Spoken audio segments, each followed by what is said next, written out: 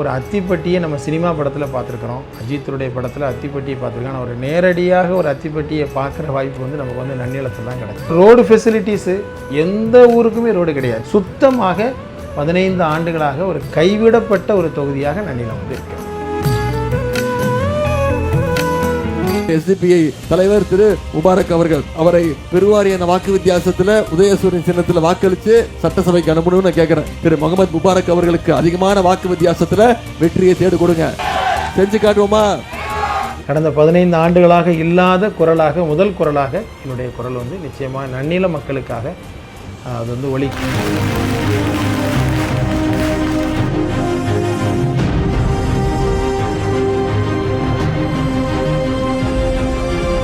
முதல்ல வெளியூர்காரரு என்று பலரும் சொன்னதாக சொன்னாங்க. எனக்கு அது ஒரு இதாகவே தெரியல. என்ன கேட்டேன்னா, இன்றைக்கி தமிழ்நாட்டுடைய பெரும் தலைவர்கள் எல்லோரும் எங்கோ ஒரு இடத்துல பிறந்து எங்கோ வளர்ந்து எங்கோ பணி செய்தவங்க தானே. இப்போ திருவாரூரில் பிறந்த முத்தமிழறிஞர் கலைஞர் தான் இன்றைக்கி சென்னையில் இன்றைக்கி தமிழ்நாட்டுக்கு மட்டுமில்லை இந்தியாவுக்கே வழிகாட்டியாக திகழ்கிற ஒரு ஆளுமையாக திகழ்ந்திருக்கிறார்.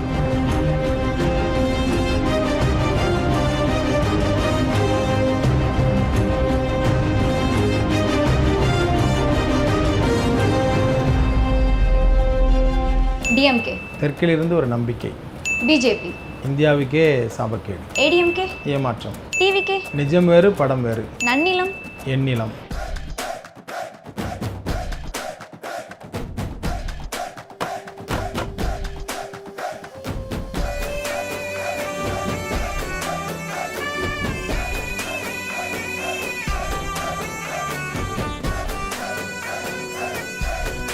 பிஹைண்ட் வுட்ஸ் நேயர்களுக்கு வணக்கம். நான் உங்கள் விஜய் தீபா. இன்னைக்கு நம்ம கூட யார் இணைஞ்சிருக்கான்னு பார்த்தீங்கன்னா திரு முபாரக் அவர்கள்.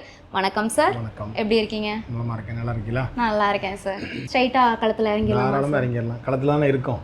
Okay sir. இப்போ ஜென்ரலாக பார்த்தீங்கன்னா பாளையங்கோட்டை, அதுக்கப்புறம் ராம்நாட், இந்த மாதிரி தொகுதியில் தான் எஸ்டிபிஐ வந்துட்டு தேர்தலில் இருக்கும், களத்தில் இருக்கும் அப்படின்னு சொல்லிட்டு சில பல டாக்ஸ்லாம் நாங்கள் கேள்விப்பட்டோம். ஆனால் இது எதுவுமே இல்லாமல் நீங்கள் வந்துட்டு நன்னிலம் தொகுதியில் நீங்கள் இறங்கியிருக்கீங்க.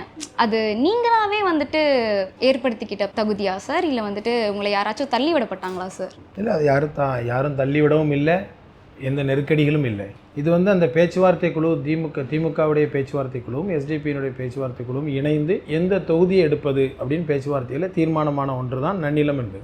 அப்போதைய சூழல், அரசியல் சூழல் எல்லாவற்றையும் வைத்து நன்னிலம் தான் நமக்கு வெற்றி வாய்ப்பான தொகுதியாக இருக்கும் என்பதை தீர்மானித்து தான் அந்த தொகுதியை நாங்கள் வந்து களம் கண்டோம். பொதுவாக அந்த தொகுதியை எங்களை பொறுத்த வரைக்கும் தமிழ்நாட்டில் எந்த தொகுதியெலாம் நிற்கலாம், அது ரொம்ப மிக முக்கியமானது. ஏன்னா கட்சி வந்து நம்ம ஸ்ட்ராங்காக பலமாக இருக்கிறோம்.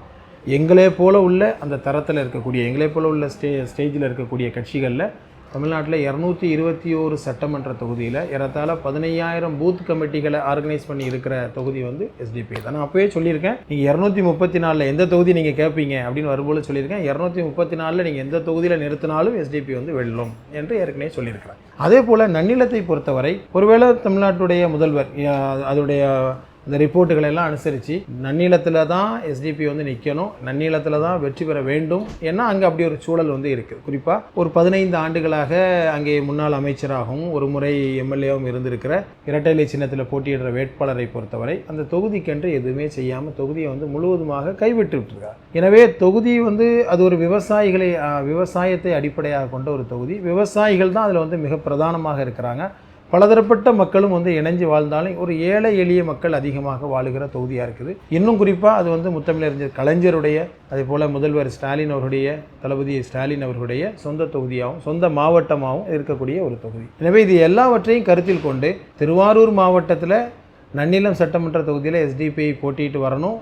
அதை நான் ஏற்கனவே எல்லா பிரச்சாரத்திலையும் சொல்வது போல் நன்னிலத்திற்கு சென்று வாருங்கள், உதயசூரியனில் வென்று வாருங்கள் என்கின்ற நம்பிக்கையோட எனக்கு அந்த தொகுதியை தந்திருக்கிறார் என்பதாகத்தான் நான் கருதுகிறேன். அதனால தான் திருவாரூரில் பிரச்சாரத்தை துவங்குற முதல் நாள் பிரச்சாரத்தை துவங்கும் பொழுது திருவாரூர் பிரச்சாரத்தில் சொல்லி காட்டியது, நம்மில் ஒருவர், நமக்கான ஒருவர், இவரை ஜெயிக்க வைப்பது என்பது திமுகவினுடைய ஒவ்வொருவருடைய கடமைன்னு ரொம்ப அழுத்தம் திருத்தமாக வந்து முதல்வர் வந்து சொன்னார். எப்போ முதல்வர் அதை சொன்னாரோ அன்றிலிருந்தே அந்த தொகுதி வந்து ஒரு நட்சத்திர தொகுதியாக, ஒரு ஸ்டார் வேட்பாளர் போட்டியிடுகிற தொகுதியாக வந்து மாறி இருக்குது. அதன் காரணமாக முதல்வர் கொடுத்திருக்கிற அந்த முக்கியத்துவத்தின் காரணமாக இன்றைக்கி நன்னிலம் வந்து தமிழ்நாட்டிலே பேசுபொருள் உள்ள தொகுதியாக, எல்லாரும் பேசுகிற ஒரு தொகுதியாக டாக் ஆஃப் த டவுனாக அது வந்து மாறி இருக்குது. இது இறை உதவி கொண்டு இது வென்ற பின்னாலையும் ஜெயிச்ச பின்னாலையும் இது வந்து தமிழ்நாட்டுக்கு வந்து மிக முக்கியமான ஒன்றாக இருக்குது. நான் ஏற்கனவே அதை தொடர்ந்து சொல்லிட்டு இருக்கேன் அந்த மக்கள்கிட்ட. ஒரு நட்சத்திர வேட்பாளராக நான் போட்டியிடுகிற காரணத்தினால் நன்னிலம் என்பது இன்றைக்கு 10ஓடு 11 அல்ல, இது வந்து தமிழ்நாட்டில் மிக முக்கியமான தொகுதியாக மாறப்போகிறது.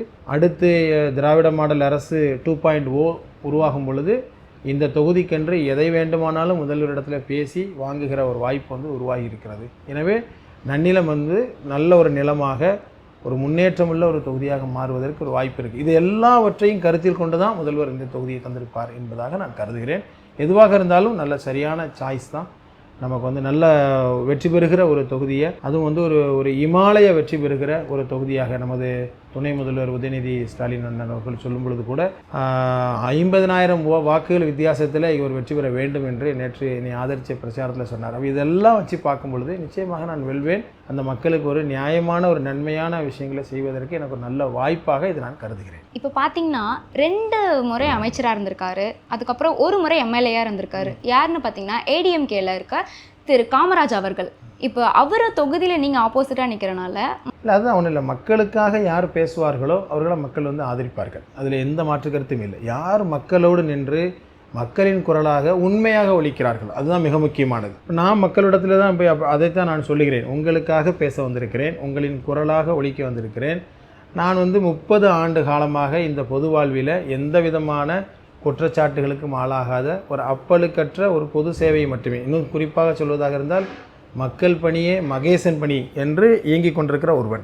அப்படிப்பட்ட ஒரு கட்சி பின்னணியில், எஸ்டிபி கட்சி பின்னணியிலிருந்து வந்திருக்கிற ஒருவன். எனவே இது எல்லாவற்றையும் வைத்து மக்களிடத்தில் நான் பேசும்போது டைரெக்டாக மக்களோட என்னால் கான்டாக்ட் ஆக முடியுது. அவங்களோட வந்து நான் பேசுகிற விஷயத்த உள்ளத்திலிருந்து தான் நீ வந்து உண்மையை பேசுகிறான் என்பதை அவர்கள் புரிந்து கொள்கிறார்கள். அவர்களுடைய கஷ்டங்கள் சிரமங்கள் எல்லாவற்றையும் என்னால் அப்படியே ஒரு எம்பதியாக என்னால் வந்து எடுத்துக்கொள்ள முடியாது. இவை எல்லாம் தான் இன்றைக்கி தொகுதியில் வந்து உதயசூரியனில் போட்டியிடுகிற எனக்கு வந்து இன்றைக்கி ஒரு மிகப்பெரிய வாய்ப்பையும் ஒரு மக்கள் பேராதரவையும் தந்திருக்குது. இதனால் இதுக்கு எனக்கு எதிராக அல்லது உதயசூரியனுக்கு எதிராக நிற்கக்கூடிய எந்த வேட்பாளர்களையும் மக்கள் வந்து தோற்கடிப்பார்கள் என்கிற நம்பிக்கை எனக்கு அதனால தான் வந்திருக்கிறது. கூட்டணி கட்சிகளோட ஆதரவெல்லாம் எப்படி போயிட்டுருக்கு? நல்லா இருக்குது, தாராளமாக இருக்குது. நான் அன்னைக்கே சொன்னேன், இடையில 2 முறை பிரச்சாரத்தில் வந்து பத்திரிகையாளர்களை சந்திக்கும் பொழுது சொன்னேன், மொத்த கூட்டணி, ஏன்னா முதல்வர் அதுக்கான ஒரு அழுத்தம் கொடுத்துட்டு போயிருக்கிறார், அவர் பேசும்பொழுதே சொல்லியிருக்கிறார். 2வது இங்கே இருக்கிற எல்லாருமே இயல்பாகவே ஒரு கூட்டணியாகவே இயங்கி பழகி இருக்கிறார்கள். ஏற்கனவே ஒரு 9 வருஷமாக அந்த கூட்டணி இருக்கிறதில்ல. அப்போ அந்த கூட்டணி இயல்பாகவே காங்கிரஸ் கட்சியாக இருக்கட்டும், விடுதலை சிறுத்தைகள், அதே போல் சிபிஐ, சிபிஎம், அதே போல் மனிதநேய மக்கள் கட்சி, இயல்பாக தேமுதிக, இப்போ புதிதாக இப்போ நாங்களும் தேமுதிகவும் இப்போ திமுக கூட்டணியில் இணைந்திருக்கிறோம். எல்லோருமே சேர்ந்து ஒரு குடும்பமாகத்தான் இங்கே வந்து பணி செய்கிறோம். எங்களுக்குள்ள எந்த வேறுபாடும் இல்லை. எல்லோருமே வேட்பாளரை ஏற்றுக்கொள்கிறார்கள். இந்த முறை உதயசூரியன் அந்த நன்னிலத்திலே வெல்ல வேண்டும் என்கின்ற ஒரே மோட்டோ தான், வேறு எந்த மோட்டோவும் இல்லை. எங்களுக்கு ஒரே கம்ப்ளீட் ஒற்றை ஃபோக்கஸ் தான் எங்களுக்கு. அந்த ஃபோக்கஸில் எல்லோரும் ஒரு குடும்பம் போல் இறங்கி வேலை செய்கிறோம். நல்ல ரிசல்ட் இருக்குது. எல்லோரும் வந்து மிகப்பெரிய ஒத்துழைப்பு தராங்க. அதில் குறிப்பாக திமுகவுடைய மாவட்ட செயலாளர், திருவாரூருடைய சட்டமன்ற உறுப்பினர் அண்ணன் பூண்டி கலைவாணன் அவர்களுடைய ஒத்துழைப்பு என்பது மிகச்சிறப்பான ஒத்துழைப்பு. ஒரு சகோதரத்துவத்தோடு உள்ள ஒரு குடும்ப பணி தான் இப்போ அங்கே எங்களுடைய கூட்டணி நடத்திட்டு இருக்கிற பணி. எனவே அது நிச்சயமாக அது வந்து வெல்லும். முதல் நாள் நன்னிலம் தொகுதியில் நீங்கள் பிரச்சாரத்தில் ஈடுபடுறப்போ ஒரு சில டாக்ஸ்லாம் வந்துச்சு. வெளிநபர்ப்பா அவர் வெளியூர்லேருந்து வந்திருக்காருப்பா எப்படி அப்படின்னு சொல்லிட்டு ஒரு சில டாக்ஸ் கேள்விப்பட்டோம். ஆனால் இது எதையுமே நீங்கள் காதில் வாங்காமல் நன்னிலவாசியாகவே நீங்கள் மாறிட்டீங்க. இது எப்படி சார் சாத்தியமாகும்? பெரிய விஷயம் இல்லை. இது வந்து மக்களுக்காகவே பணி செய்கிறவங்களுக்கு இருக்கிற ஒரு இயல்பான ஒரு குணம். அண்ணா சொன்னது மாதிரி நீ மக்களோடு செல், மக்களிடம் பழகு, அவர்களிடம் இருந்து கிடைப்பதை உண்டு, அவர்கள் உனக்கு கற்றுத்தருவார்கள். இவ்வளோதான் விஷயம். அப்போ நமக்கு வந்து யாதும் ஊரே யாவரும் கேளீர் என்கிற அந்த அடிப்படையில் வளர்ந்தவர்கள். எங்களுக்கு வந்து சாதி, மதம், இனம், மொழி எல்லாம் கிடையாது. பாதிக்கப்படுபவனுடைய குரல் எதுவோ, பாதிக்கப்படுபவனுடைய பிரச்சனை எதுவோ அது என்னுடைய பிரச்சனையாக கருதுகிற ஒரு அமைப்பின் பின்னணியிலிருந்து வந்த நாங்கள், கட்சியின் பின்னணியிலிருந்து வந்தவர்கள். எங்களுக்கு அது ரொம்ப எளிதானது. இப்போ நன்னிலத்தில் போன உடனே முதல்ல வெளியூர்காரரு என்று பலரும் சொன்னதாக சொன்னாங்க. எனக்கு அது ஒரு இதாகவே தெரியல. என்ன கேட்டேன்னா, நான் பிறந்தது எங்கு வேண்டுமானாலும் இருக்கலாம், ஆனால் நான் தமிழ்நாட்டில் இருக்கிற மக்களுக்காக பணி செய்கிற ஒரு அமைப்பினுடைய ஒரு கட்சியினுடைய மாநில தலைவர். இன்றைக்கி தமிழ்நாட்டுடைய பெரும் தலைவர்கள் எல்லோரும் எங்கோ ஒரு இடத்துல பிறந்து எங்கோ வளர்ந்து எங்கோ பணி செய்தவங்க தானே. இப்போ திருவாரூரில் பிறந்த முத்தமிழறிஞர் கலைஞர் தான் இன்றைக்கி சென்னையில் இன்றைக்கி தமிழ்நாட்டுக்கு மட்டுமில்லை இந்தியாவுக்கே வழிகாட்டியாக திகழ்கிற ஒரு ஆளுமையாக திகழ்ந்திருக்கிறார். எனவே அது நான் பிறந்த ஊரும் தமிழ்நாட்டில் தானே இருக்குது, வேற எங்கேயும் இல்லைல்ல. அதே போல் எனக்கு எதிராக நிற்கிற வேட்பாளர்கள்லாம் எந்த ஊர் என்று நான் கேட்கணும் நான் விரும்பவே இல்லை. அவர்களுக்கு உள்ளூரா வெளியூரா நான் போட்டியிட்ட எந்த இடங்களையும் அந்த கொஸ்டின் நான் வைக்க விரும்பவே இல்லை. அவர்கள் மக்களுக்காக வந்திருக்கிறார்களா இல்லையா? மக்கள் எடை போட தயாராக இருக்கு, யாராகவும் இருக்கட்டும், சரியான நபர் சரியான இடத்தில் இருந்தால் எந்த பிரச்சனையும் வந்து கிடையாது. அந்த வகையில் எனக்கு வந்து நன்னிலத்துடைய மக்களுடைய அந்த இயல்பான குணம் என்பது அவர்களோட எனக்கு வந்து மேட்ச் ஆகிருக்கு. ஏன்னா அவர்களும் ஏழை எளிய மக்கள், எனக்கும் அதே பாரம்பரியம் அதே ஒரு விவசாய குடும்ப பின்னணியிலேருந்து வந்தவங்கிற அடிப்பில் ரொம்ப எங்கள் 2 பேருக்கு ரொம்ப சிங்காக இருக்குது. அதுதான் எனக்கு ரொம்ப எளிதாக இருக்குது. உங்கள் நன்னிலம் தொகுதிக்கான தேர்தல் அறிக்கையை நான் படித்தேன் சார். அது எல்லாமே அந்த 5 தங்க திட்டங்கள், அதை பற்றி உங்கள் கருத்து என்ன சார்? அதான் என்னுடைய அந்த தேர்தல் அறிக்கையை பொறுத்த வரைக்கும் நன்னிலத்துடைய சட்டமன்ற உறுப்பினராக நான் தேர்ந்தெடுக்கப்பட்டால் இந்த தொகுதி மக்களுக்காக என்ன செய்வேன் என்பதை ரொம்ப டீட்டெயிலாக பெரிய அறிக்கை, நான் சுருக்கத்தை மட்டும் ஒரு 5 தங்க திட்டங்கள் என்பதாக மட்டும் இந்த அறிக்கையை வந்து வெளியிடும்போது சொல்லியிருந்தேன்.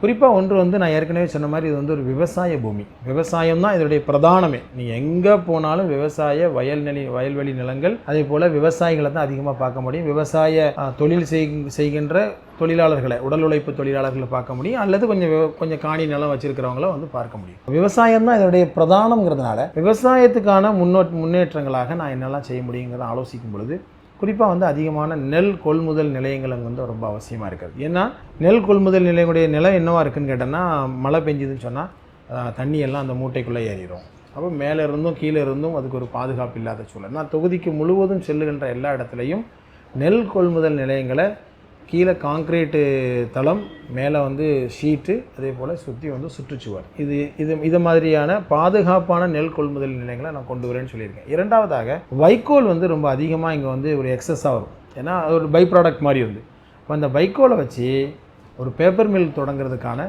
ஒரு முயற்சிகளை செய்வேங்கிற ஒரு 2 பிரதானமாக விவசாயிகளின் தோழன் நான் என்பதை சொல்லியிருக்கேன். இரண்டாவதான என்னுடைய தங்கத்திட்டம் என்பது வந்து இந்த தொகுதி முழுவதும் இது வந்து ஒரு வழிபாட்டு தலங்கள் அதிகமாக இருக்கக்கூடிய, உலகம் முழுவதும் பக்தர்கள் வருகிற, அதுவும் குறிப்பாக இந்து பக்தர்கள் கிறிஸ்துவ பக்தர்கள் வரக்கூடிய இடமாக அது வந்து இருக்கிறது. கிறிஸ்தவர்களுக்கு என்று பெரும்பண்ணையூர் கோயில் வந்து ஆலயம் வந்து இருக்கிறது. இந்துக்களுக்கு என்று எடுத்துக்கொண்டால் சிறிவாஞ்சியம் என்கின்ற ஒரு கோயில் இருக்கிறது. அதே போல் அதிகமான சிவ வழிபாட்டு தலங்கள் இருக்கிற இடமா இருக்குது. அப்போ இதை ஒழுங்கான முறையில் வரக்கூடிய பக்தர்களுக்கு தேவையான இன்ஃப்ரா நம்ம ரெடி பண்ணி கொடுத்து அதுக்கு தேவையான போக்குவரத்து வசதிகள் செய்து கொடுத்தோம்னு சொன்னால் நிச்சயமாக இது வந்து உலக அளவிலான ஒரு டூரிசம், ஒரு ஆன்மீக டூரிசம் வரக்கூடிய ஒரு இடமாக, ஒரு ஸ்பிரிச்சுவல் டூரிசம் டெவலப் ஆகிறதுக்கு வாய்ப்பாக இருக்கும். அதை நான் வந்து செய்து தருவேன். எனவே ஆன்மீக பக்தர்களுக்கான சகோதரனாக நான் இருக்கிறேன் என்று நான் அதை வந்து சொல்லியிருக்கேன். மூன்றாவதாக மிக முக்கியமானது இங்கே வந்து கல்வி என்பதே கிடையாது. குறிப்பாக வந்து அங்கே படிக்கிற மாணவ மாணவிகளுக்கு எந்த விதமான கல்விக்கான ஏற்பாடும் இல்லை. ஒரு அரசு கலைக்கல்லூரியும் அதே போல் ஒரு நர்சிங் கல்லூரியும் நான் வந்து கொண்டு வருவேன். அது அல்லாத தமிழக அரசினுடைய நான் முதல்வன் திட்டம் போன்ற திட்டங்களை செயல்படுத்துவதற்கு ஒரு ஃப்ரெண்ட்ஷிப்பாக ஒரு பிரதர்ஹுட்டாக செய்ய வேண்டிய விஷயங்கள் என்னவோ நான் அதை செய்வேன் என்பதையும் நான் வந்து சொல்லியிருக்கிறேன். அதே போல் இந்த தொகுதியை பொறுத்த வரைக்கும் 4வது மிக முக்கியமானது என்னென்னா, ரொம்ப பிரதானமானது, நான் தொகுதியில் ஏறத்தாழ ஒரு 10 நாட்களாக நான் சுற்றி பிரச்சாரம் செய்யும் பொழுது பார்த்தோம்னு சொன்னால் அதிகமான குற்றச்சாட்டு, அதாவது முறையீடுகள், கோரிக்கைகள் வருவது என்னவா இருக்குன்னா, எங்களுக்கு ஏரியாவில் ரோடு இல்லை, எங்களுக்கு வந்து டாய்லெட் ஃபெசிலிட்டிஸ் இல்லை, பப்ளிக் டாய்லெட் வந்து எங்களுக்கு வந்து கட்டித்தாங்க, அதே போல் எங்களுக்கு குளிக்கிறதுக்கு படித்துறை இல்லை, பஸ்ஸு வந்து எங்களுக்கு ப்ரைவேட் பஸ்ஸாவது எங்களுக்கு கொண்டு வரணும். இது மாதிரியான விஷயங்கள் தான், அந்த ஸ்கீம்ஸ் தான் வந்து எதுவுமே அவங்களுக்கு போய் சேரவே இல்லை. அதே போல் 5வதாக என்னுடைய தங்க திட்டம் என்பது வந்து இங்கே இருக்கிறவருடைய இன்ஃப்ராவோடு சேர்த்து இங்கே இருக்கிற ஒரு ஹெல்த் கேரை வந்து டெவலப் பண்ணுறது. குறிப்பாக இந்த பகுதியில் உள்ள மக்கள் யாருக்காவது ஒரு ஆக்சிடெண்ட்டோ அல்லது வேறு ஏதாவது ஒரு பிரச்சனை ஏற்பட்டுதுன்னா அவங்க திருவாரூர் மருத்துவமனைக்கு வரணும், அப்படி இல்லைன்னா கும்பகோணத்துக்கு போகணும். என்னுடைய ஒரு இலக்கு என்னவாக இருக்குதுன்னு கேட்டிங்கன்னா, இங்கே ஒரு சிடி ஸ்கேன் சென்டரு அல்லது ஏற்கனவே இருக்கிற நன்னிலத்தில் இருக்கிற, அதே போல் வலங்கைமானில் இருக்கிற இந்த பேரூரில் இருக்கக்கூடிய அந்த அரசு மருத்துவமனையெல்லாம் ஒரு தரம் உயர்த்தி இந்த பகுதியில் வரக்கூடிய மக்கள் இங்கேயே ட்ரீட்மெண்ட் பெறுகிற வகையிலான நடவடிக்கைகள் எடுப்பேங்கிற ஒரு 5 தங்க திட்டங்களை நான் வந்து சொல்லியிருக்கிறேன். எனவே அந்த இன்ஃப்ராவை டெவலப் பண்ணுறதுக்கு என்னால் என்னெல்லாம் செய்ய முடியுமோ அது எல்லாவற்றையும் நான் செய்வேன் என்கின்ற இந்த 5 தங்க திட்டங்களோட தான் நான் மக்களை வந்து நான் சந்திக்கிறேன். அப்போ இதில் வந்து மக்களுக்கு வந்து ஒரு தெளிவான புரிதல் இருக்குது. இது ஏதோ ஒரு தேர்தலில் நிற்கிற ஒரு வேட்பாளர் இல்லை, இவன் வந்து நம்மையும் நம்முடைய பிரச்சனைகளையும் உணர்ந்து கொண்ட ஒருவனாக இருக்கிறான், நம்ம வாய்ஸாகவே அவன் பேசுகிறான், நம்மளுடைய பிரச்சனைகளை வந்து இது வரைக்கும் யாரும் இப்படி இந்த அளவுக்கு இறங்கி பேசியதே இல்லை, நம்மளை வந்து ஒரு ஃப்ரெண்டாகவும் ஒரு சகோதரனாகவும் நினைக்கிற வாய்ப்பை வந்து எனக்கு இந்த பிரச்சனைகளை எல்லாம் அவங்கள்ட்ட நான் பேசும்பொழுது உண்மையிலே அவங்க வந்து உணர்கிறாங்க. இது வந்து என்னுடைய தேர்தல் பிரச்சாரத்தினுடைய ஒரு ஹீரோவாக நான் வந்து இந்த தேர்தல் அறிக்கையை வந்து நான் பார்க்கிறேன். இது வந்து எல்லாராலும் இன்றைக்கி வந்து பாராட்டப்பட்டிருக்கிறது. எல்லோருமே உண்மையிலே இப்படி ஒரு பார்வையுடைய இதற்கு முன்பு யாரும் இருந்ததில்லை என்கின்ற இடத்துல இந்த பணியை நான் வந்து செய்துட்ருக்கேன். Super sir. உங்கள் 5 தங்க திட்டங்களை சொல்லி முடிச்சிட்டிங்க. முக்கியமாக உள்கட்டமைப்பு திட்டத்தை சிறப்பாக சொல்லி முடிச்சிட்டிங்க. இப்போ இதில் ஏன் கேள்வி என்னென்னா, இதுக்கு முன்னாடி இந்த எம்எல்ஏ இதெல்லாம் செய்யலையா சார்? கண்டிப்பாக நடக்கலை. என்னென்னா அது நான் போகும்பொழுது தெரிகிற விஷயம். ஏற்கனவே நம்ம பல முறை பத்திரிகைகளில் மற்ற செய்திகளில் எங்களுடைய கட்சியினுடைய நிர்வாகிகளுடைய அந்த கலந்தாலோசனையின் பொழுதெல்லாம் நம்ம வந்து நன்னிலம் எந்த அளவிற்கு கைவிடப்பட்டிருக்குங்கிறத நம்ம வந்து படிச்சிருக்கோம், கேட்டிருக்கோம். ஆனால் போகும்பொழுது தான் தெரியுது, சுத்தமாக இந்த தொகுதி மக்களை பற்றி கொஞ்சம் கூட கவலைப்படாத இந்த சட்டமன்ற உறுப்பினராக அவர் வந்து இருந்திருக்கிறார் அப்படிங்கிறது வந்து தெரிய வருது. அதாவது ரோடு ஃபெசிலிட்டிஸு எந்த ஊருக்குமே ரோடு கிடையாது. நான் கூட ஒரு பிரச்சாரத்தில் நான் அப்படியே சொல்லி காட்டினேன், ஒரு அத்திப்பட்டியை நம்ம சினிமா படத்தில் பார்த்துருக்குறோம், அஜித்துடைய படத்தில் அத்திப்பட்டியை பார்த்துருக்கோம். ஆனால் ஒரு நேரடியாக ஒரு அத்திப்பட்டியை பார்க்குற வாய்ப்பு வந்து நமக்கு வந்து நன்னிலத்தில் தான் கிடச்சிருக்குது. அந்த அளவுக்கு ஒரு எளிய மக்களாக, அப்பாவிகளாக ஒவ்வொரு முறையும் கோரிக்கை வச்சுருக்கிறாங்க. ஒன்று அந்த கோரிக்கையை இவர் கேட்காமலே போயிருப்பார், இல்லை என்றால் அந்த ஊர் பக்கம் வந்தே இருக்க மாட்டார். இப்போ கூட பல இடங்களில் பிரச்சாரத்துக்கு வந்தாரான்னு கேட்டால் இல்லை வரலை, ஏன்னா எங்கள் ஊரில் சாலை இல்லை, வந்தால் எங்கள்கிட்ட சாலை கேட்பார், எங்கள்கிட்ட வந்து தண்ணி கேட்பாங்க, அப்படிங்கிறனால எங்கள்கிட்ட வந்து ஓட்டு கேட்க கூட அவர் வரவே இல்லை என்கிற குற்றச்சாட்டு தான் எல்லா இடத்துலையும் இருக்குது. சுத்தமாக 15 ஆண்டுகளாக ஒரு கைவிடப்பட்ட ஒரு தொகுதியாக நன்னிலம் வந்து இருக்கு. விஜய்க்கான ஆதரவு எப்படி போயிட்டுருக்கு இப்போ? இது வந்து ஒரு பொதுவெளியில் நான் ஏற்கனவே உள்ள பல ப்ரெஸ் மீட்லேயும் நான் சொல்லியிருக்கிறேன். ஒரு மக்களுக்காக குரல் எழுப்புகிறேன் என்று சொல்லி களத்துக்கு வந்திருக்கிற விஜய் மக்களுடைய பிரச்சனை என்ன என்பதை இதுவரைக்கும் அவர் புரிந்து கொள்ளவே இல்லை. அதான் மிக முக்கியமான விஷயம். தேர்தலில் நான் நிற்க போகிறேன்னு அறிவித்த பின்னால் இதுவரைக்கும் இங்கே தமிழ்நாட்டுடைய தேர்தல் களம் என்பது ஒரு ஆன்டி பிஜேபியினுடைய ஒரு தேர்தல் களம். பிஜேபி தமிழ்நாட்டை எப்படி மிக மோசமாக பார்க்குது, ஒரு கண்ணுக்கு மையம் ஒரு கண்ணுக்கு சுண்ணாம்பு எப்படி வைக்குது, எந்த அளவிற்கு தமிழ்நாடுன்னு சொன்னாலே அதுக்கு வந்து வேப்பங்காயாக கசக்கிறது என்பதெல்லாம் எல்லோருக்கும் தெரிந்த, ஒரு பாமர மக்களுக்கும் தெரிந்த ஒரு செய்தி. ஆனால் இதுவரைக்கும் விஜய் தன்னுடைய தேர்தல் பிரச்சாரத்திலேயோ அல்லது அதற்கு முன்பு உள்ள கூட்டங்கள்லையோ இதுவரைக்கும் ஒரு முறை கூட ஒரு பிஜேபியை இதுவரைக்கும் ஒரு வார்த்தை கூட விமர்சித்ததில்லை. ஏன் இன்னும் கூடுதலாக சொல்வதாக இருந்தால், தன்னுடைய பிரச்சனைக்கே அவரால் வந்து ஜனநாயகனுடைய பிரச்சனைக்கே அவர் பதில் சொல்லாதவர், அதை எதிர்க்க துணியாதவர், தமிழ்நாட்டை பாதிக்கிற இந்த மாதிரி பிரச்சனைகளை வந்து அவர் எப்படி எதிர்கொள்வார் என்கிற கேள்வி மக்கள் எல்லோரிடத்திலும் இருக்குது. எனக்கு தெரிஞ்சு அது ஒரு அந்த படம் நல்லா இருக்கும், அவருடைய நடித்த படங்கள் நல்லா இருக்கலாம், ஆனால் அந்த படம் வந்து தமிழ்நாட்டில் வந்து அரசியலில் ஓடாது என்பதுதான் என்னுடைய கருத்து. இப்போ வந்து பார்த்தீங்கன்னா சார், திரு உதயநிதி அவர்கள் இருக்கார்ல, அவர் ஒரு அன்பு கட்டளை விதிச்சார். ஒரு 50,000 ஓட்டு வித்தியாசத்தில் ஜெயிக்க வச்சுருங்க அப்படின்னு ஒரு அன்பு கட்டளை விதிச்சிருக்காரு. அந்த அன்பு கட்டளை பற்றி உங்கள் கருத்து என்ன சார்? இல்லை, அது நியாயமான ஒரு விஷயம். வந்து உண்மையிலே வந்து அறிவிப்புக்கு பின்னால் அந்த அன்பு கட்டளைக்கு பின்பு இன்னும் வந்து திமுகவினுடைய அதிலிருந்து மதச்சார்பற்ற கூட்டணியுடைய வேகம் இன்னும் வந்து அதிகரிச்சிருக்கு. நான் என்னவோ அந்த அன்பு கட்டளை வந்து நம்ம தமிழக முதல்வர் கொடுத்த கட்டளையினுடைய தொடர்ச்சியாக தான் நான் அதை பார்க்குறேன். நேற்றைய தினம் அண்ணன் உதயநிதி அவர்கள் என்னை ஆதரித்து நன்னிலம் சட்டமன்ற தொகுதியில் பிரச்சாரம் செய்யும் பொழுது, உங்கள் எல்லாருக்கும் ஒரு அன்பு கட்டளை இடுகிறேன், 50,000 வாக்குகள் வித்தியாசத்தில் நமது அன்பு சகோதரர் முபாரக் அவர்களை நீங்கள் வெற்றி பெற வைக்க வேண்டும், செய்வீர்களா என்று கேட்டார். உண்மையிலே இது வந்து இந்த தேர்தலில் ஒரு உற்சாகத்தை, ஒரு மிகப்பெரிய ஒரு பூஸ்ட்டை தொண்டர்கள்ட்ட மட்டும் இல்லாமல் மக்களிடத்துலையும் உருவாக்கி இருக்குது. இந்த வேட்பாளருக்கான முக்கியத்துவம் என்ன, எனக்கான முக்கியத்துவம் என்ன என்பதையும் வந்து இந்த தேர்தல் களத்தில் பிரதிபலித்த ஒன்றாக பார்க்குறேன். இன்னொன்று, இது வந்து ஏற்கனவே தமிழக முதல்வர் ஏற்கனவே பேசியதனுடைய தொடர்ச்சியாகவும் இதை நான் வந்து பார்க்குறேன். திருவாரூரில் பேசும் பொழுது இந்த வேட்பாளரை, நன்னிலம் வேட்பாளரை, அவர் நம்மில் ஒருவர் நமக்கான ஒருவர், இவரை வெற்றி பெற வைப்பது என்பது ஒவ்வொரு திமுகவினருடைய கடமை என்று சொன்னதனுடைய தொடர்ச்சியாகத்தான் துணை முதல்வருடைய ஒரு பாராட்டத்தக்க பயங்கரமான ஒரு எனர்ஜி பூஸ்டராக தான் அந்த வார்த்தைகளை நான் பார்க்குறேன். இன்னொன்று குறிப்பாக வந்து எனக்கு நன்னிலம் சட்டமன்ற தொகுதியில் கொடுக்கப்பட்டிருக்கிற இந்த முக்கியத்துவத்தை நான் வந்து பார்க்கும் பொழுது, இன்றைக்கி தமிழ்நாட்டுடைய சூழல் அது ரொம்ப முக்கியமானது. எஸ்டிபி இந்த அலையன்ஸில் இவ்வளவு வலுவாக வந்து பணி செய்வதற்கான மிக முக்கியமான காரணத்தில் ஒன்றும் அதுதான். அதாவது தமிழ்நாட்டை இல்லாமல் ஆக்க வேண்டும், திராவிட இயக்கத்தை இல்லாமல் ஆக்க வேண்டும். தமிழ்நாடு என்று சொன்னாலே இன்றைக்கி வந்து தமிழ்நாடு போராடும், தமிழ்நாடு வெல்லும் என்று சொல்லுகிற அந்த முழக்கத்தை முடக்க வேண்டும் என்கின்ற மோடி, அமித்ஷா ஒன்றிய அரசினுடைய அந்த செயல்பாடுகளுக்கு ஒரு மிகப்பெரிய நெருக்கடியாக இன்றைக்கி வந்து தமிழ்நாடு வந்து இருக்கிறது. எனவே இதை கவுண்டர் பண்ணுகிற விதமாக தான் இன்றைக்கி மொத்த தமிழ்நாடு நிற்கிறது. இன்றைக்கி தமிழ்நாட்டுடைய தேர்தல் களம் என்பது வெறும் சாதாரண தேர்தல் களமாக இல்லாமல் டெல்லி அணி, தமிழ்நாட்டு அணி, தமிழக முதல்வர் சொல்வது போல் டெல்லி அணி தமிழ்நாடு அணி, ஒரு பொழுதும் இதில் டெல்லி அணி வெற்றி பெறவே முடியாது. ஏன்னா டெல்லி அணி எல்லோரையும் பிரிக்கிற அணி. நீ வேறு, நீ மதம், நீ அந்த மதம், நீ இந்த மதம், இந்த ஜாதி என்று பிரிக்கிற அணி. தமிழ்நாடு அணி எல்லோரும் வாங்க வெல்வோம் ஒன்றாக என்று சொல்லுகிற ஒரு ஜனநாயக பன்மைத்துவம் கொண்ட ஒரு ப்ளூராலிட்டி மீது வந்து ஒரு நம்பிக்கை வச்சிருக்கிற ஒரு முழக்கமாகத்தான் வெல்வோம் ஒன்றாக என்கின்ற முழக்கத்தை வந்து பார்க்கிறோம். அதே போல் இந்த தேர்தல் என்பது என்டிஏ வேர்சஸ் தமிழ்நாடு. என்டிஏவுக்கு எதிராக தமிழ்நாடு, தமிழ்நாடுக்கு எதிராக என்டிஏ. அதே போல் மதவாதத்திற்கும் மத நல்லிணக்கத்திற்கும் எதிரான ஒரு தேர்தல் இது வந்து. இப்படி பல காரணங்களால் இன்றைக்கி தமிழ்நாடு தன்னுடைய உரிமையை நிலைநிறுத்தி கொள்ள வேண்டிய அவசியம் இருக்கிறது.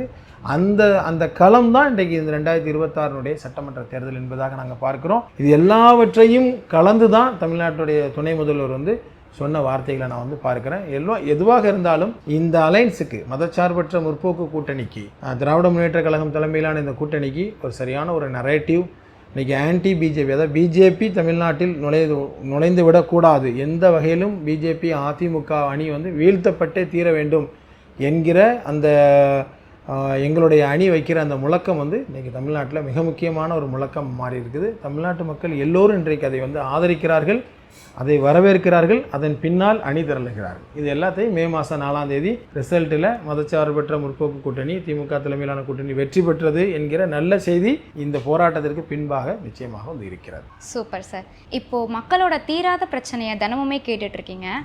இப்போது நீங்கள் எம்எல்ஏ ஆகுறீங்கன்னா ஃபர்ஸ்ட் ப்ரியாரிட்டி என்னவாக இருக்கும்? இல்லை, நான் ஒன்று தமிழ்நாட்டு மக்களுடைய ஒரு குரலற்றவரின் குரலாக என்னுடைய குரல் வந்து ஒலிக்கும். அது மிக முக்கியமான தமிழ்நாட்டுடைய உரிமைகளுக்காக, பாதிக்கப்படுகிற ஏழை எளிய மக்களுக்காக, யாரெல்லாம் பல காரணங்கள் பாதிக்கப்படுகிற மக்களுடைய குரலாக என்னுடைய குரல் சட்டமன்றத்தில் என்னுடைய 234 தொகுதி அல்லது தமிழ்நாட்டுடைய குரலாக என்னுடைய குரல் நிச்சயமாக ஒலிக்கும். இரண்டாவதாக நன்னிலத்தை பொறுத்தவரை நான் அந்த 10 நாளாக நான் பார்க்குற என்னுடைய அந்த பிரச்சாரத்தில் நான் பார்க்குற விஷயங்கள் உண்மையிலே ஒரு மிகப்பெரிய மனதில் வந்து ஒரு பெரிய பாதிப்பு வந்து ஏற்படுத்தியிருக்கு. ஏன் அப்படின்னு சொல்லி கேட்டோன்னா, இன்னும் வந்து சாலை வசதி இல்லாதால அது எவ்வளோ பெரிய கொடூரமான விஷயம். இன்றைக்கி நகரங்கள்லாம் எப்படியோ வளர்ந்து கொண்டு இருக்கும் பொழுது அவருடைய தொகுதியில் அவருடைய நடவடிக்கையின் காரணமாக, அந்த முன்னாள் சட்டமன்ற உறுப்பினர் முன்னாள் அமைச்சருடைய நடவடிக்கையின் காரணமாக இன்றைக்கி அந்த தொகுதி வந்து பின்தங்கி போயிருக்குன்னு சொன்னால் இதை வந்து நிச்சயமாக நம்ம வந்து மாற்றி எடுக்கணும். விவசாயிகள், நமக்கு சோறு தரக்கூடிய விவசாயிகளுடைய நிலைமை இன்னும் பெரிய கண்ணீரும் கம்பளையுமாக வந்து இருக்கிறது. நம்ம வைரமுத்து சொல்வது போல், நான் பட்ட பாடு நாய்படுமா பேய்படுமா, கடையும் தயிர்படுமா, காஞ்சிபுரம் தறிபடுமான்னு சொல்லி ஒருவருடைய அந்த சிரமங்களை வந்து சொல்லும் பொழுது அந்த அளவிற்கு அவங்க வந்து சிரமங்களை வந்து அவங்க அனுபவிக்கிறாங்க. இந்த சிரமங்களுக்கு எதிராக இந்த பிரச்சனைகளை வந்து தீர்க்கிற விதமான நன்னிலத்தின் குரலாக, இன்னும் சொல்லப்போனால் கடந்த 15 ஆண்டுகளாக இல்லாத குரலாக, முதல் குரலாக என்னுடைய குரல் வந்து நிச்சயமாக நன்னில மக்களுக்காக அது வந்து ஒலிக்கும். நான் ஏற்கனவே சொல்லிகிட்டே வரேன், நானிலம் போற்றுகிற நன்னிலமாக இந்த நன்னிலத்தை வந்து நான் மாற்றி காட்டுவேன். ரெண்டாவது, எனக்கு அதுக்கான அந்த தகுதி இருக்குது. ஏன்னு கேட்டால், என் நிலத்தையும் என் நிலமாக கருதுகிற ஒரு பாரம்பரியத்திலேருந்து பின்னணியிலேருந்து நான் வருகிறேன். யாதும் ஊரே யாவரும் கேளீர் என்று யார் பாதிக்கப்பட்டாலும் அந்த மக்களுக்கு குரலாக ஒலிக்கிற ஒரு பின்னணியில் இருக்கிறேன். இந்த எல்லாவற்றையும் சேர்த்து சட்டமன்றத்தில் இந்த 2 குரலாக, நன்னிலத்தின் குரலாகவும் தமிழகத்தில் பாதிக்கப்படுகிற மக்களின் குரலாகவும் ஒலிக்கிற ஒரு வாய்ப்பை எனக்கு தமிழக முதல்வர் எஸ்டிபிஐக்கும் எங்களுக்கும் தந்திருக்கிறார். அந்த வாய்ப்பை சரியான முறையில் பயன்படுத்துகிற ஒரு சட்டமன்ற உறுப்பினராக அடுத்த 5 வருஷம் முழுவதும் கடமையாற்றுகிற ஒருவனாக நான் நிச்சயமாக நான் இருப்பேன் என்கிற நம்பிக்கை எனக்கு இருக்கிறது. இப்போ பார்த்தீங்கன்னா சில கட்சி சோஷியல் மீடியாவால் போகுது, சில கட்சி கிரவுண்ட் ஒர்க்கால் போகுது. இப்போ பார்த்தீங்கன்னா சோஷியல் மீடியாவா கிரவுண்ட் ஒர்க்கா, உங்களுக்கு எது முக்கியம்னு நினைக்கிறீங்க? அதாவது உண்மையிலேயே கிரவுண்ட் ஒர்க் பண்ணிவிட்டு அதை சோஷியல் மீடியாவில் யார் வந்து அதை கொண்டு போய் சேர்க்குறாங்களோ அவங்க மட்டும்தான் வெற்றி பெறுவாங்க. வெறும் சோஷியல் மீடியாவும் இப்போதைய இருக்கிற களத்தை வந்து பொதுமக்களுக்கு கொண்டு போய் சேர்க்காத இந்த 2ம் சிங்க் ஆகலைன்னு நல்லா இருக்காது. அது நேரம் வெறுமனே சோஷியல் மீடியா மட்டும் இருந்துச்சுன்னா அது வந்து இன்ஆர்கானிக்காக இருக்கும். ஒரு ஆர்கானிக் என்பது வந்து களத்தில் இருந்துக்கிட்டு என்ன களத்தில் செய்கிறோமோ அதை வந்து சோஷியல் மீடியாவில் கொண்டு போய் சேர்த்தோம்னா இந்த 2க்கும் சரியான முறையில் சிங்க் ஆகும். அது ஒரு உண்மைத்தன்மையோடு இருக்கிறதுக்கான, ஒரு ட்ரஸ்ட்வொர்த்தியாக இருக்கிறதுக்கான வாய்ப்பு இருக்குது. எனவே இந்த உண்மையான சோஷியல் மீடியா செய்திகள் வந்து வந்துச்சுன்னா அது வந்து சக்ஸஸ் ஆகும், இல்லைன்னா அது சக்ஸஸ் ஆகிறதுக்கு வாய்ப்பு இல்லை. ஓகே சார், இப்போ ரேபிட் ஃபயரோட இந்த இன்டர்வியூ வைண்ட் அப் பண்ணிக்கலாம் சார். தாராளமாக. ஓகே, நான் இப்போ சொல்கிற ஒரு இருக்கும், நீங்கள் ஒரு வேர்டில் ஆன்சர் சொன்னால் போதும். ஓகே. டிஎம்கே, தெற்கிலிருந்து ஒரு நம்பிக்கை.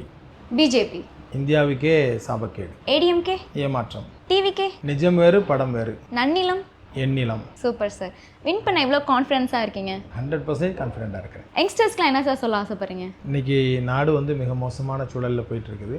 இந்த சூழலிலிருந்து இந்த தமிழ் சமூகத்தை, இந்த நாட்டை காக்க வேண்டிய பொறுப்பு ஒவ்வொரு யங்ஸ்டர்ஸ்க்கும் வந்து இருக்குது. எனவே எது சரி எது தவறு என்பதை தெளிந்து அதை வந்து அதன் பின்னால் அணி திரள வேண்டிய ஒரு அவசியம் வந்து இருக்குது.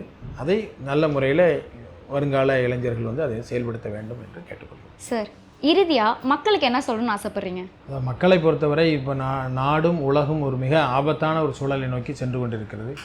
இதில் இந்த மக்களை காக்க வேண்டிய பொறுப்பு ஒவ்வொருவருக்கும் இருக்கிறது. அந்த பொறுப்பை உணர்ந்து ஒவ்வொருவரும் செயல்பட வேண்டும் என்பதை கேட்டுக்கொள்கிறேன். ரொம்ப நன்றி. மிக்க மகிழ்ச்சி, ரொம்ப சந்தோஷம், மகிழ்ச்சி. தேங்க்யூ.